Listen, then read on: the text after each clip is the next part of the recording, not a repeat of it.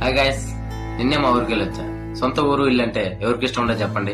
పొద్దున్నే లేవాల్సిన పని లేదు, ఆఫీస్కి వెళ్ళాలని టెన్షన్ లేదు, పైసల కోసం పరుగులు అస్సలు అవసరం లేదు. ప్రశాంతంగా 10 దాకా పడుకోవచ్చు. ప్రతి వ్యక్తికి తన సొంత ఊరికి రాగానే ఫేస్ లో ఒక గ్లోయింగ్ స్మైల్ ఆటోమేటిక్ గా వస్తుంది. గోల్స్, స్టడీస్, జాబ్స్ అని సిటీలో ఎన్నో కష్టాలు పడుతుంటాం. ఎన్ని కష్టాలైనా ఇష్టంగానే భరిస్తుంటాం. కానీ ఒక్కసారి ఇంటికి రాగానే అమ్మ ఊళ్ళో చిన్న పిల్లోళ్ళు అయిపోతాం.